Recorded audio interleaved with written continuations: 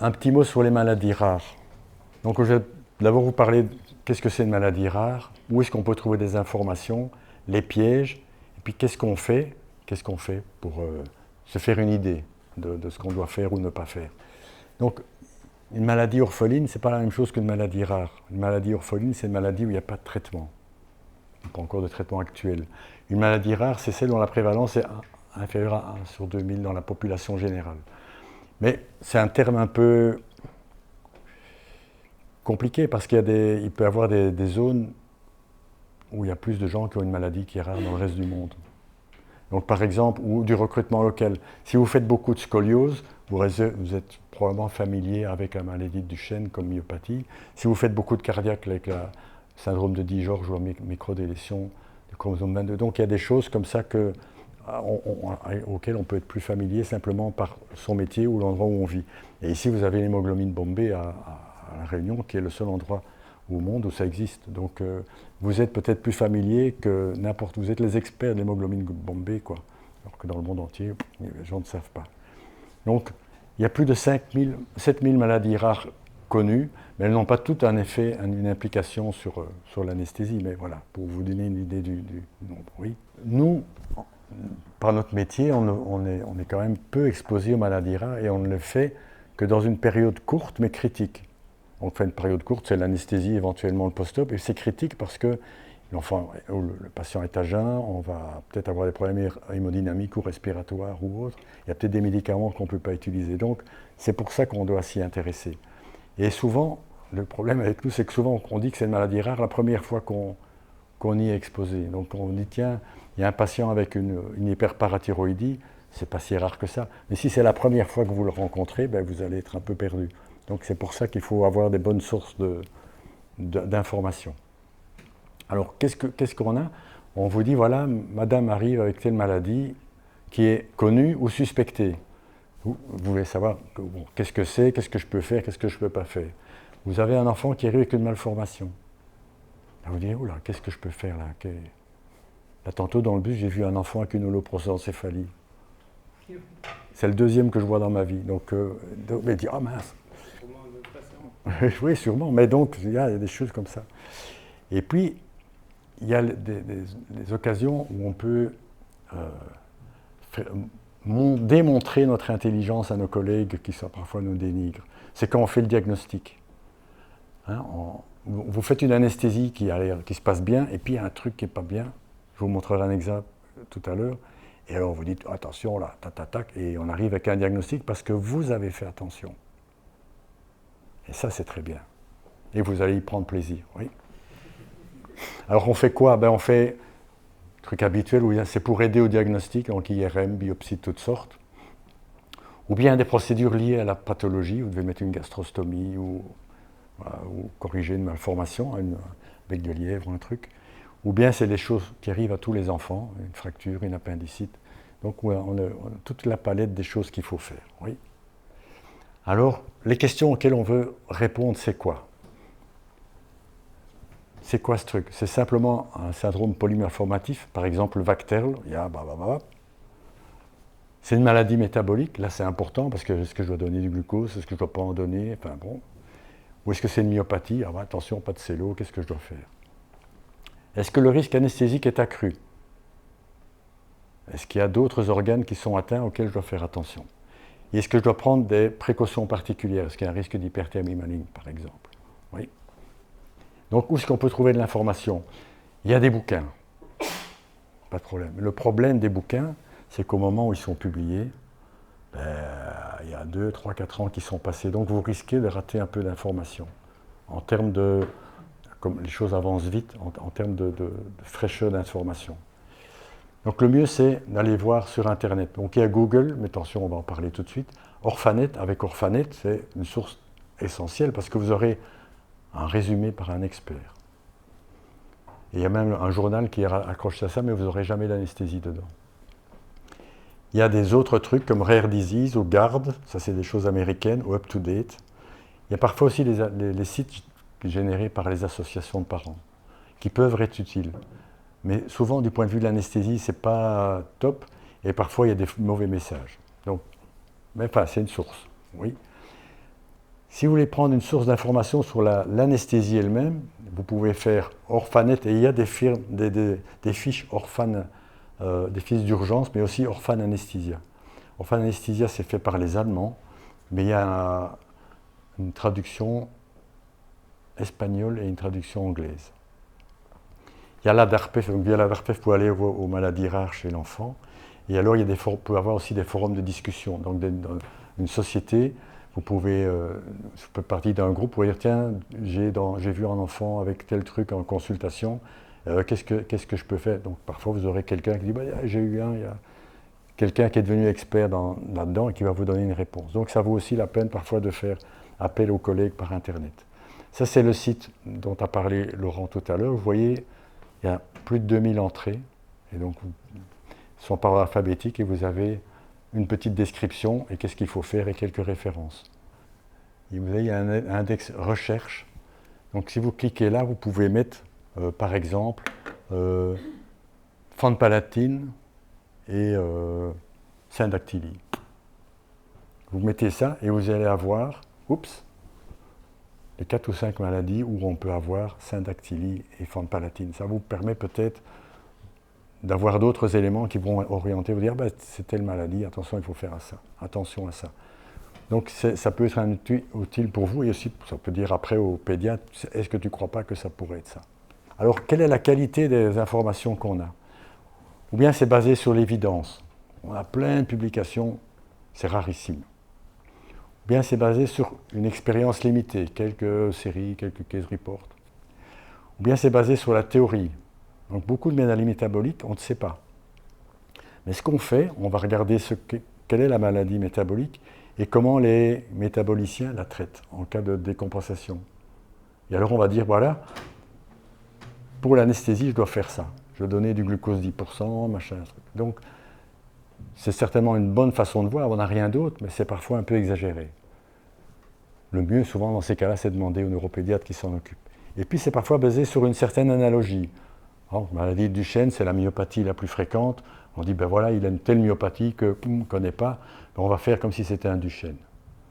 Ça marche relativement bien, mais ce n'est pas toujours exact.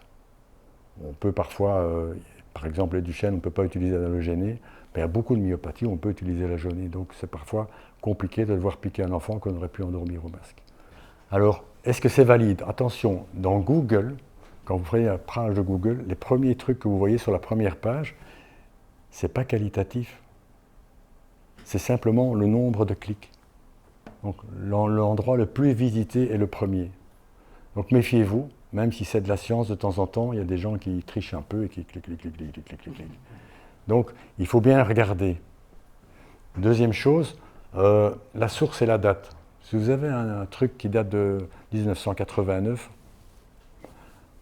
il y a d'autres médicaments maintenant, donc il faut un peu faire attention. Orphan Anesthesia, c'est peer review. Donc c'est le truc des Allemands. Je participe à ça et c'est allemand. Hein, donc c'est très très bien fait, mais vous avez 7 ou 8 pages à lire. Bon. Et donc notre truc, c'est mis à jour toutes les semaines, mais bon, voilà. Chaque maladie n'est pas mise à jour toutes les semaines. Donc vous allez peut-être trouver un case report. Hein. Vous allez dire, oh, ça c'est intéressant, mais ce sont souvent des cas isolés. La valeur scientifique est relative, parce que peut-être que c'est un cas de 1989 qui a été endormi à l'automne pavulon, ça ne veut plus rien dire pour vous. Ou bien il n'y a pas eu de chance, j'ai utilisé le sévoflurane sans problème chez un enfant qui a le syndrome 2, ça ne veut rien dire. C'est juste un coup de bol peut-être. Ou bien j'ai utilisé le sévoflurane et j'ai eu tel ennui chez un enfant, qui vous dit que c'est lié à sa maladie?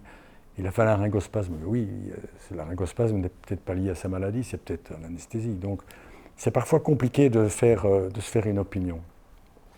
Donc, le mieux, c'est d'avoir une série de patients. Quelqu'un qui vous dit, on a revu tous nos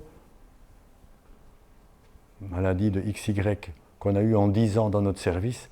Là, ça devient intéressant parce que vous aurez des âges différents, des pathologies différentes et peut-être des anesthésies différentes. Et là, vous pourrez commencer à dire, Et c'est pour ça qu'ils l'ont publié, c'est parce qu'ils ont trouvé qu'il y avait un message intéressant.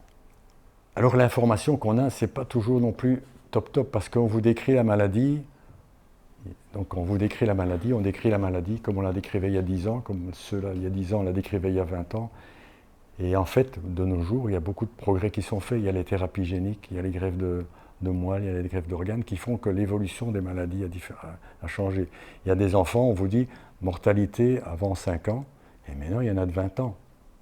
Tant mieux, mais celui de 15 ans, vous ne savez pas est-ce qu'il y a des trucs particuliers. Donc il faut parfois aussi chercher soi-même. Donc le mieux, quand vous avez trouvé toutes ces informations, vous devez aussi essayer d'avoir des informations spécifiques sur cet enfant-là.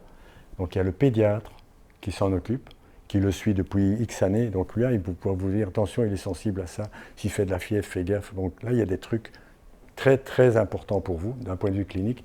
Et les parents, parfois aussi, ont des informations utiles, comme pour tout enfant. Vous voyez les pièges, il y a les pièges des maladies qui portent des noms différents. Donc vous voyez, le syndrome de Franceschetti-Klein chez les Français, c'est Treacher-Collins chez les Anglais. Donc, vous trouverez très peu de Franceschetti-Klein dans la littérature, mais beaucoup de Treacher-Collins. Et parfois, ça s'appelle l'isostose mandibulo-faciale. Donc l'étiquette avec laquelle le patient arrive à votre consultation, c'est important aussi. Quelle est l'étiquette choisie par le pédiatre, oui. Et alors, il y a le même nom pour des maladies différentes. Donc, Williams-Burren ou Williams, ça c'est un truc cardiaque très dangereux, ils ont des sténoses aortiques. Il y a Williams-Campbell, ça c'est une bronchomalacie congénitale. Bon, il y a la poire Williams aussi, mais donc, c'est laquelle qu'il a?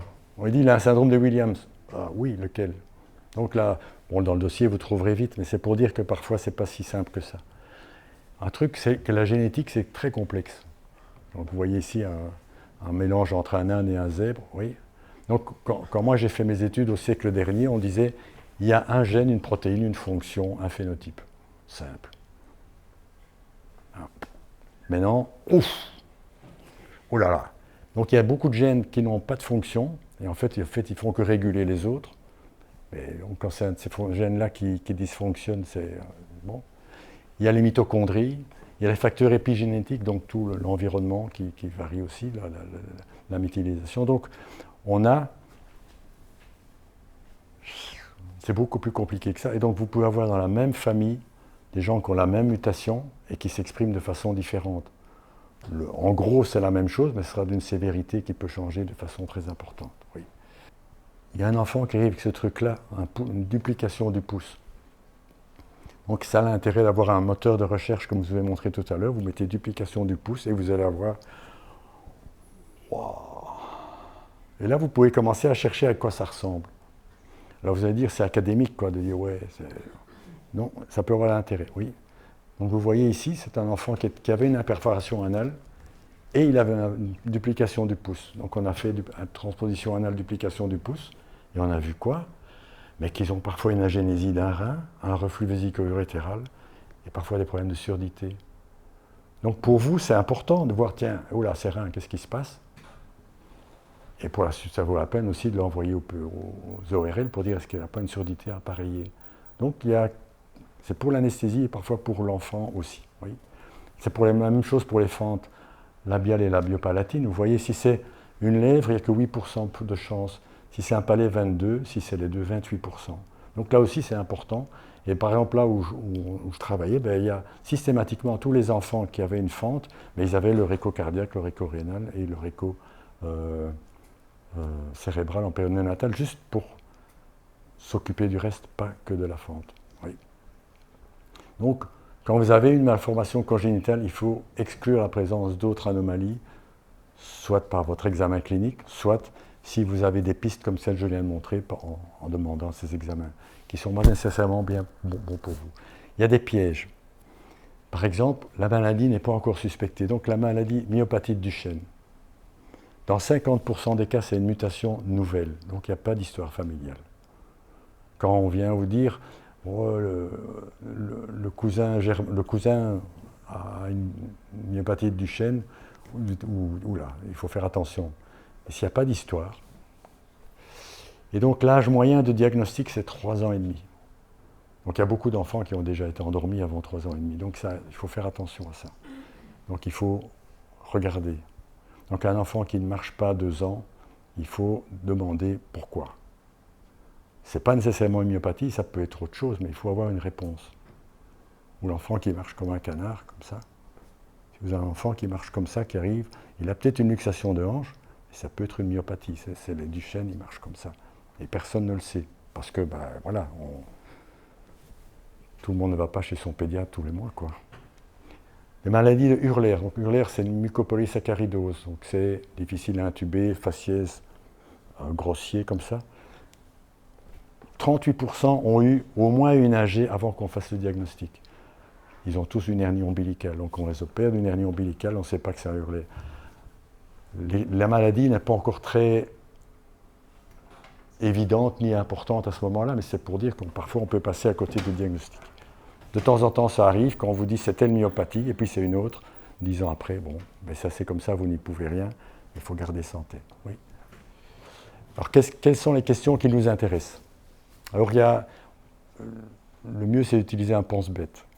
Donc ça, c'est celui qui est proposé par Orphan Anesthesia, ils ont fait ABC.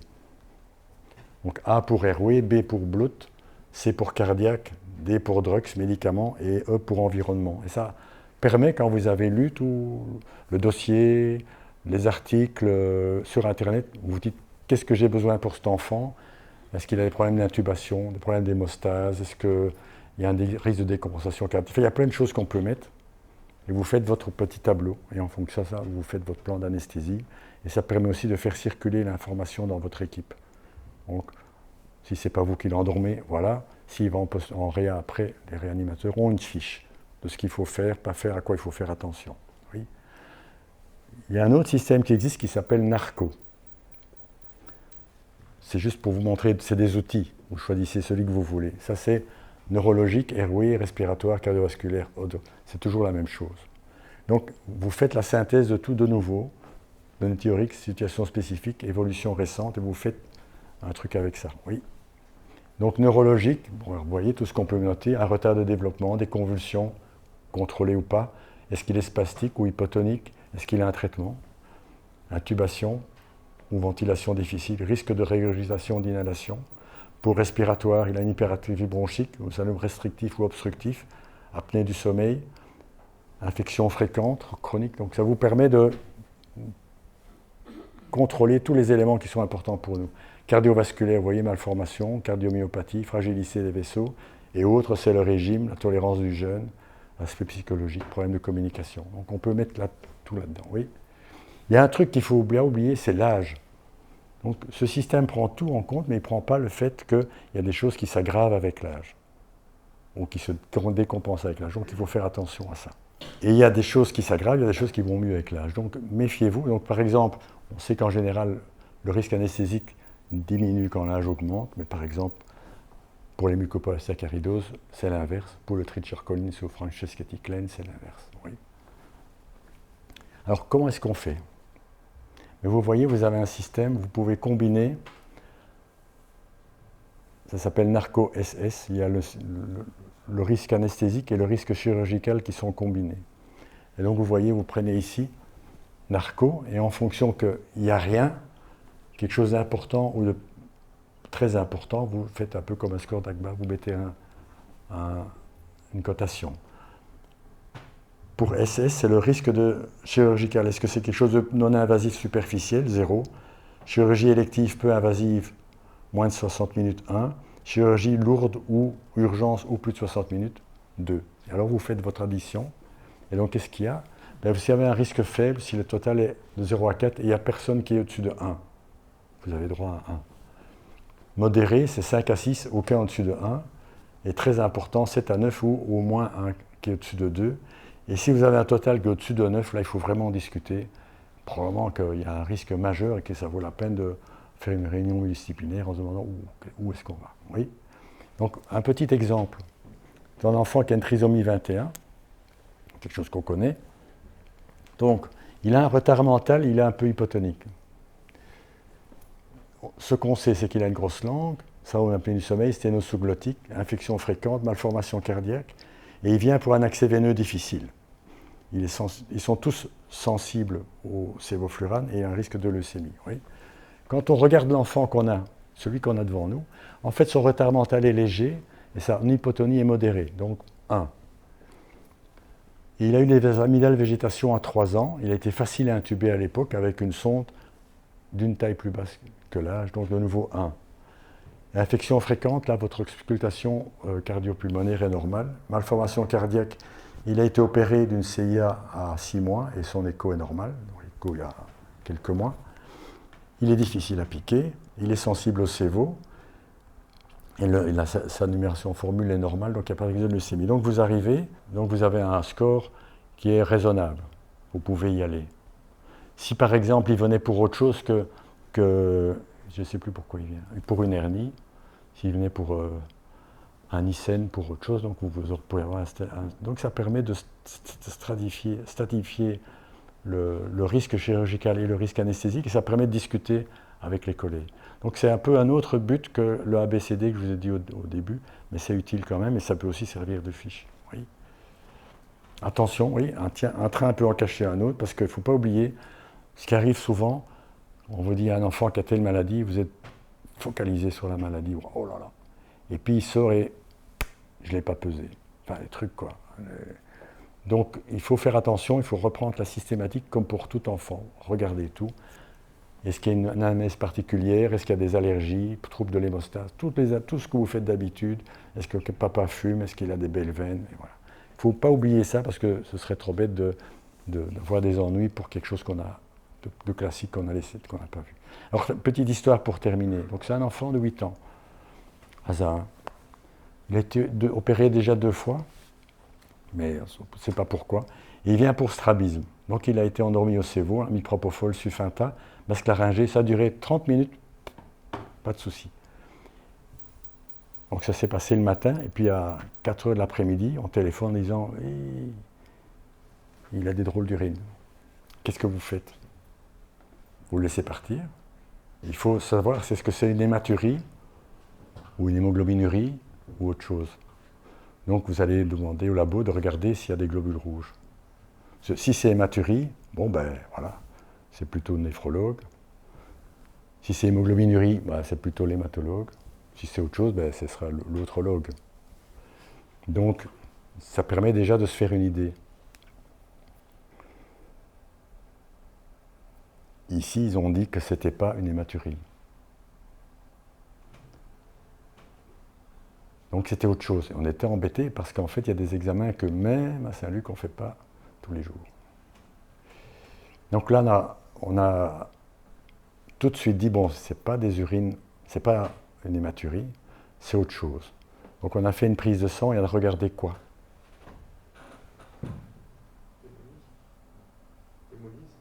Donc on a regardé l'hémoglobine et